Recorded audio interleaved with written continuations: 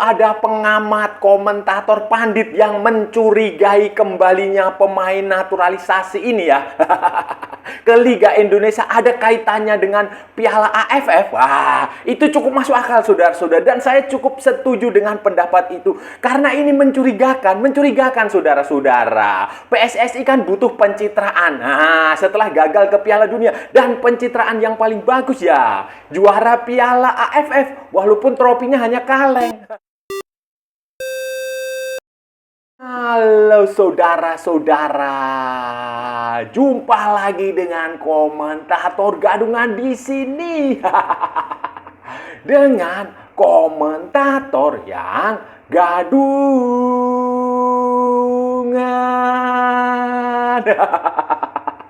Jadi begini saudara-saudara, jadi begini. Akhir-akhir ini, sebulan terakhir ini, beberapa hari terakhir, itu muncul perdebatan yang cukup unik, cukup menarik, dan cukup sengit di kalangan penggemar sepak bola. Khususnya terkait kepulangan yang menurut saya cukup mencurigakan dari sejumlah pemain keturunan Indonesia, sejumlah pemain diaspora, sejumlah pemain naturalisasi, sejumlah pemain abroad yang ada di Eropa itu beramai-ramai kembali pulang ke Liga Indonesia.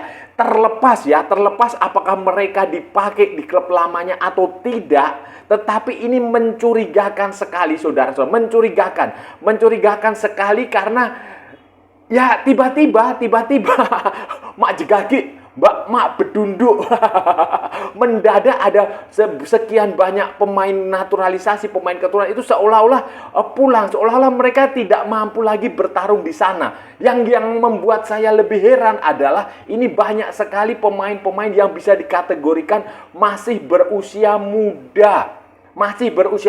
Seharusnya normalnya PSSI selaku otoritas tertinggi sepak bola itu justru seharusnya mendorong pemain-pemain itu abroad, mendorong pemain-pemain Indonesia, pemain-pemain muda itu bersaing di Eropa. Kalau dia nggak terpakai di klub lamanya kan dia bisa nyari klub lain. Itu seharusnya dia mendorong seperti itu, bukannya mengizinkan pulang ke Indonesia. Ini yang terjadi di Indonesia ini kayak kebalik-balik lah saudara-saudara, kebalik-balik. Betul terbalik-balik. Kalau di luar saya yakin itu pemain PSSI mereka, asosiasi sepak bola di negara tetangga kita lah, misalnya Thailand, bahkan sekelas Timor Leste pun mendorong pemainnya untuk abroad. Nah, tetapi kok di Indonesia malah mereka yang sudah abroad itu diizinkan pulang. Dan yang mirisnya adalah beberapa pemain itu masih muda secara teori, secara kualitas itu masih dalam kacamata saya itu masih bisa bersaing di Eropa. Walaupun dia di klub lamanya tidak dipakai lagi, kontraknya habis, kan dia bisa nyari klub lain di negara itu, di Eropa, yang mungkin bukan level 1, level 2 juga nggak apa-apa. Bagaimanapun juga saudara-saudara, sebagus-bagusnya liga di Indonesia itu kalau dibandingkan liga di Eropa yang level 2, tier 2 atau tier 3 itu masih lebih bagus yang kompetisi di Eropa.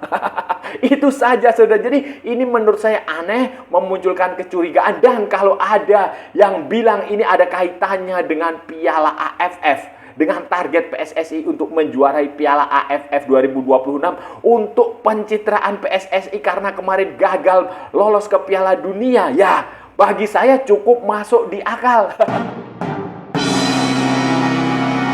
Catatan saya saudara-saudara, dalam catatan saya ada sekitar 10 pemain Indonesia, pemain naturalisasi, pemain diaspora yang sudah bagus-bagus bermain di Eropa itu kembali ke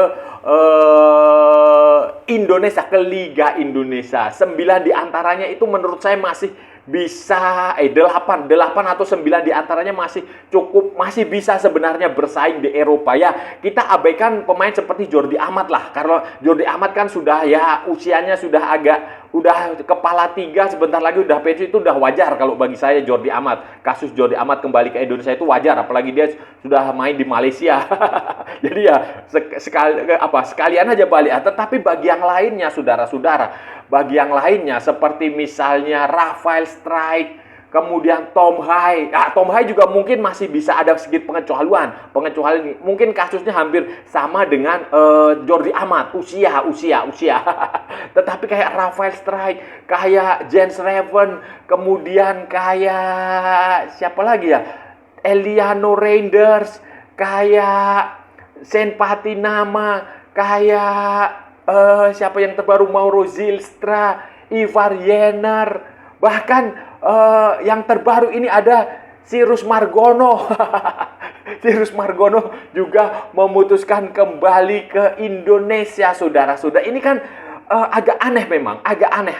Ini ada apa? Kalau kita terlalu dalam mencurigai ada teori konspirasi, ya mungkin terlalu dalam lah, terlalu berprasangka buruk. Tetapi nggak salah juga kalau ada orang yang mengkaitkannya dengan Piala AFF 2026. Kenapa demikian? Karena kalau pemain-pemain ini bermain di Eropa, belum tentu juga mereka mendapatkan izin untuk bermain di Piala AFF, walaupun Piala AFF nanti digelar ketika Liga di Eropa jeda. Tetapi di Eropa itu nanti, kalau nggak salah bulan Agustus lah, setelah Piala Dunia itu kan biasanya mereka ada pre-season.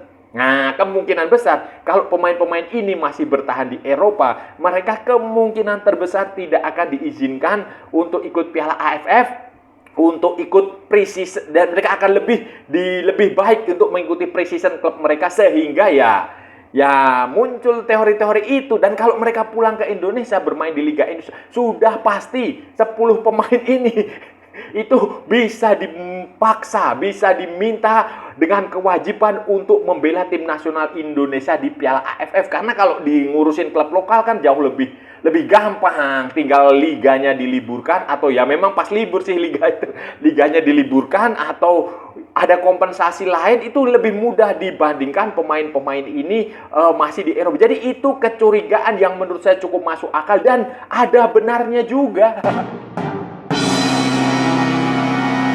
PSSI butuh menjuarai Piala AFF, saudara-saudara. Bagi PSSI ya ini ya, bukan bagi saya, saya nggak tahu kalau kalian, kalau supporter yang lain, tetapi bagi saya Piala AFF tidak penting. Tetapi bagi PSSI, kenapa ini amat sangat penting? Itu yang menjadi pertanyaan dan harus kita jawab bersama. Dan kalau menurut analisis saya, menurut pemikiran saya, ini ada kaitannya dengan yang namanya pencitraan. Ya, entah pencitraan khususnya buat PSSI sendiri. Ya, kalau ketua umumnya ya termasuk itu, maksud saya.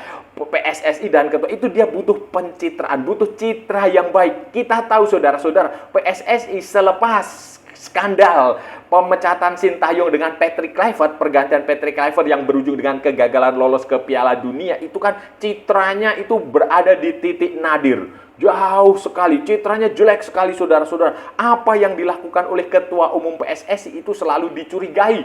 Dia datang ke acara badminton, dicurigai, walaupun dia kan Menpora.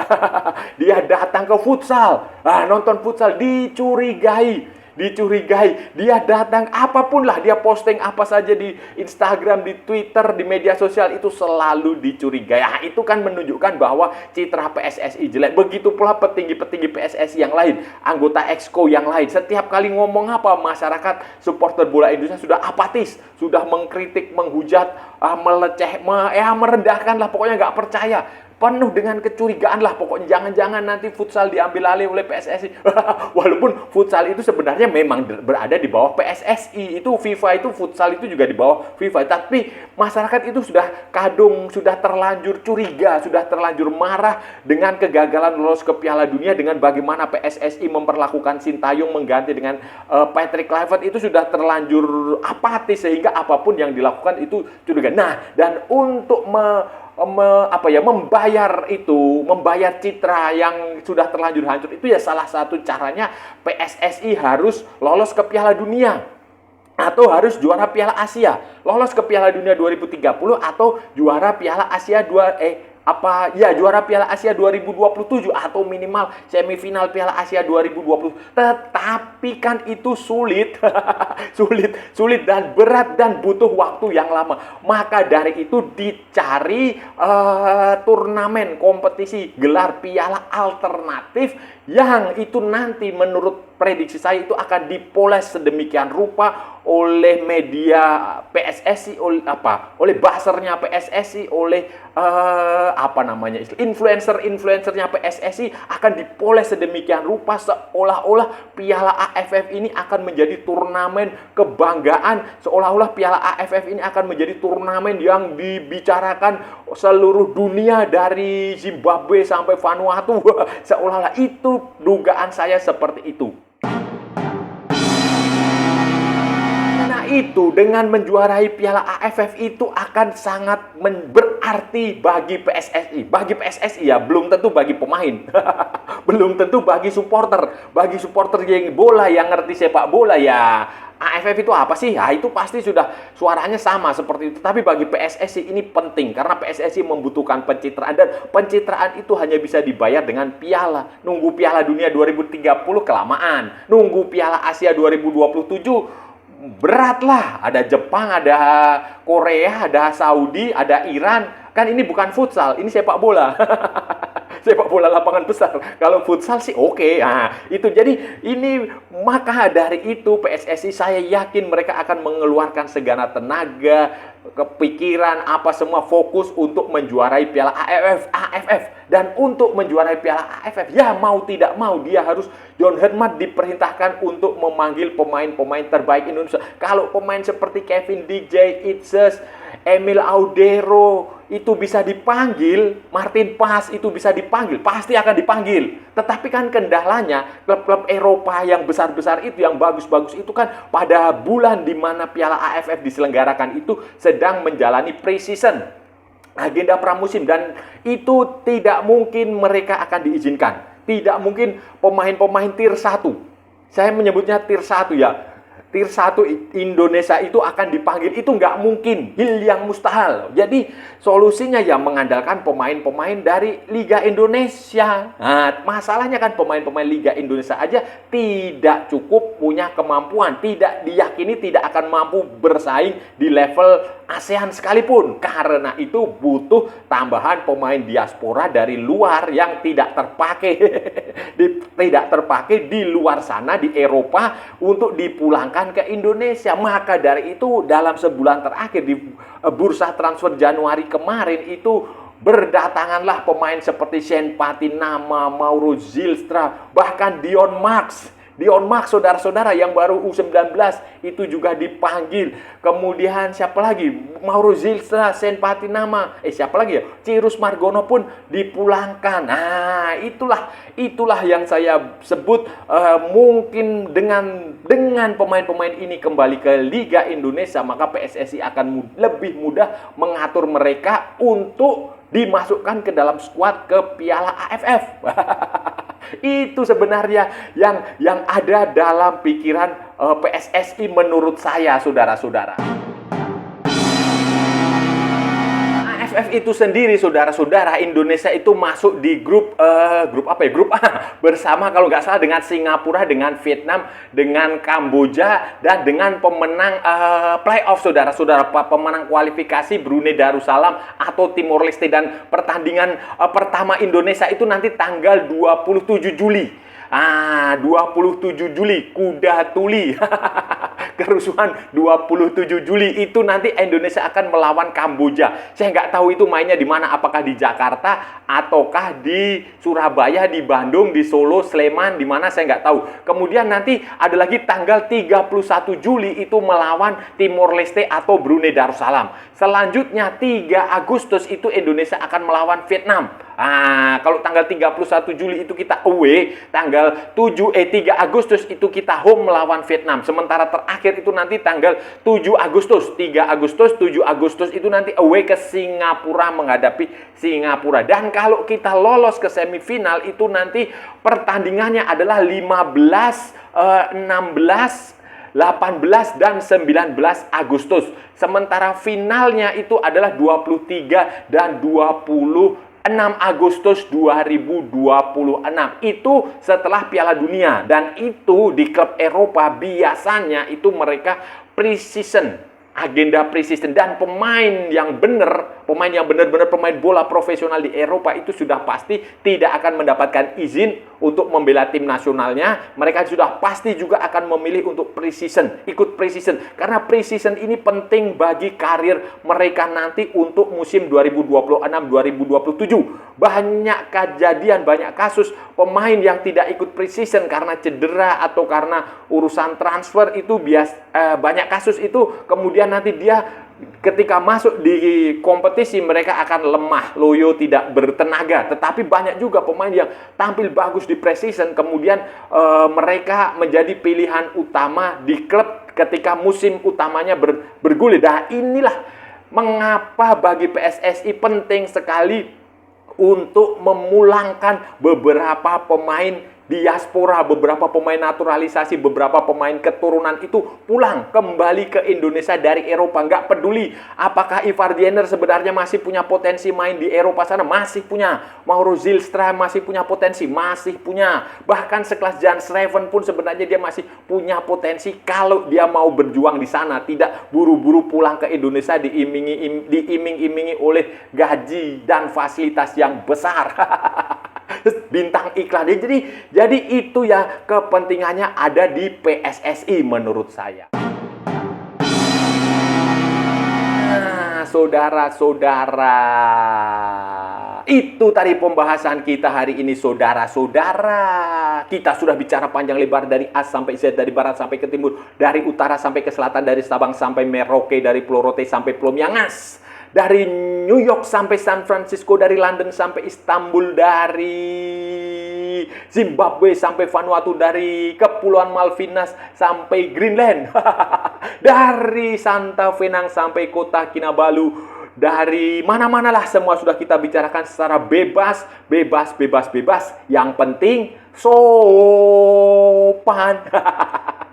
Itu tadi saudara-saudara, itu tadi kita sudah menganalisis soal fenomena aneh, fenomena yang mencurigakan, yang dicurigai oleh banyak netizen, oleh sejumlah pandit, oleh sejumlah pengamat sepak bola tentang ini. Kembalinya banyak sekali pemain diaspora, pemain Indonesia, pemain keturunan kembali ke Liga Indonesia. Walaupun pemain-pemain itu secara usia masih cukup muda dan secara teori itu mereka masih bisa bersaing, masih bisa mencari klub di Eropa itu masih bisa. Tetapi kenapa mereka ini diizinkan pulang ke Indonesia, saudara-saudara? Itu fenomena ini menarik karena percuma, saudara-saudara, percuma sehebat-hebatnya klub di Liga Indonesia. Ini saya bukannya merendahkan ya, sehebat-hebatnya Liga Indonesia untuk saat ini ya, kita bicara untuk saat ini itu masih kalah kalau kita bandingkan misalnya di kompetisi di Belanda sekalipun, di Eerste Divisi, di Divisi 2 atau di Belgia, di Second League-nya Belgia itu masih kalah. Masih kalah, saudara. Bahkan di Liga Inggris itu mungkin level 3, level 4 itu masih jauh lebih bagus di sana daripada Liga Indonesia. Jadi ini sangat disayangkan sebenarnya, saudara-saudara, karena kalau dia pulang ke Indonesia ya tidak akan ada ilmu yang didapat. Apa bedanya dengan pemain-pemain naturalisasi yang ada di Malaysia? Apa bedanya? Paspor bedanya sih.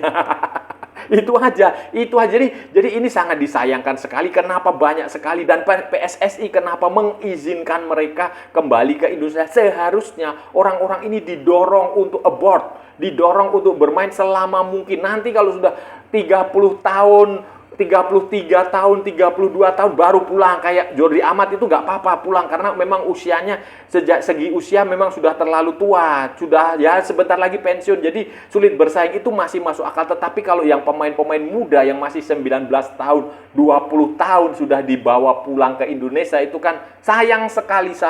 Dan ini ada kecurigaan memang ini terkait dengan Piala AFF. PSSI ingin juara Piala AFF untuk memulihkan citra mereka yang terlanjur buruk setelah kegagalan di Piala Dunia, kegagalan lolos ke Piala Dunia, sehingga mereka butuh pencitraan itu dengan piala, dengan trofi. Kalau menunggu lolos ke Piala Dunia 2030 terlalu lama dan belum tentu lolos juga. Kalau Piala Asia juara kan berat juga karena ini sepak bola bukan futsal. Nah, maka dari itu yang paling masuk akal ya pencitraannya menggunakan Piala AFF. Itu saja saudara-saudara.